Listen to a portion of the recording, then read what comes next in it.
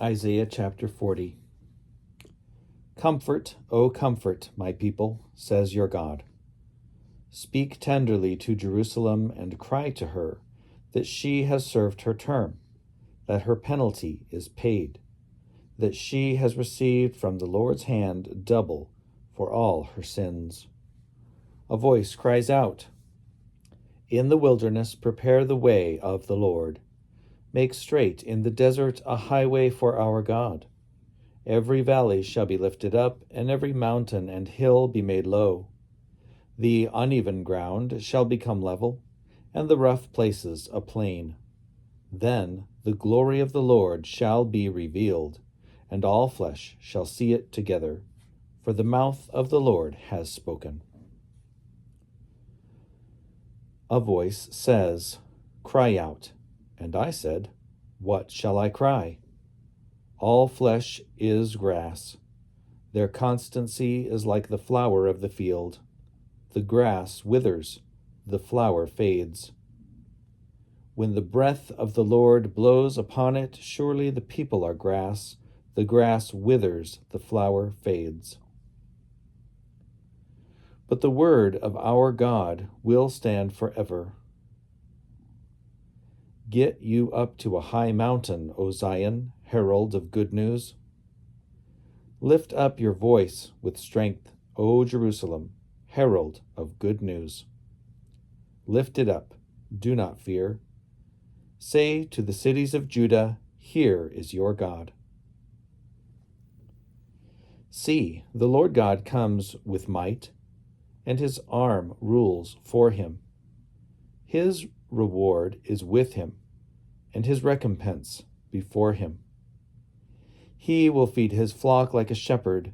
He will gather the lambs in his arms and carry them in his bosom and gently lead the mother sheep. Who has measured the waters of the sea in the hollow of his hand and marked off the heavens with a span, enclosed the dust of the earth in a measure, and weighed the mountains in scales and the hills in a balance?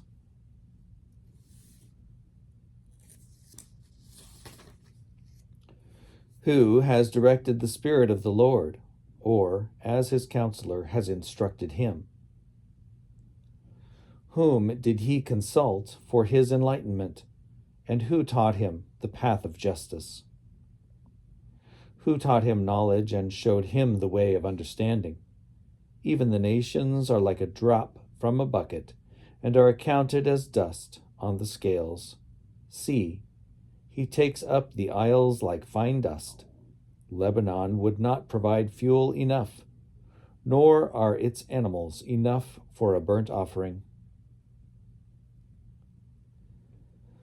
All the nations are as nothing before him. They are accounted by him as less than nothing and emptiness. To whom then will you liken God, or what likeness compare with him? An idol? A workman casts it, and a goldsmith overlays it with gold, and casts for it silver chains. As a gift one chooses mulberry wood, wood that will not rot, then seeks out a skilled artisan to set up an image that will not topple. Have you not known? Have you not heard? Has it not been told you from the beginning? Have you not understood from the foundations of the earth?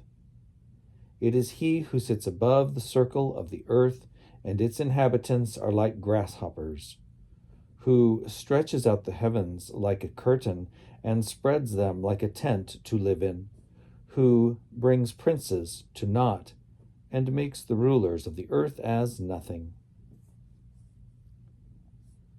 Scarcely are they planted, scarcely sown, scarcely has their stem taken root in the earth, when he blows upon them and they wither, and the tempest carries them off like stubble. To whom then will you compare me, or who is my equal, says the Holy One.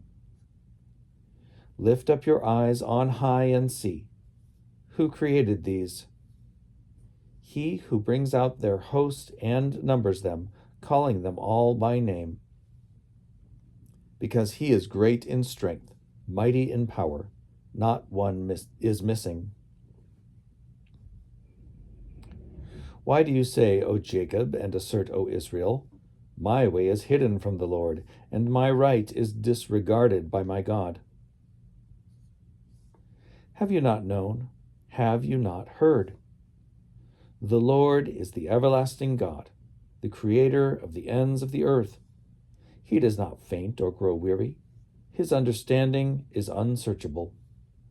He gives power to the faint and strengthens the powerless. Even youths will faint and be weary, and the young will fall exhausted. But those who wait for the Lord shall renew their strength. They shall mount up with wings like eagles. They shall run and not be weary. They shall walk and not faint.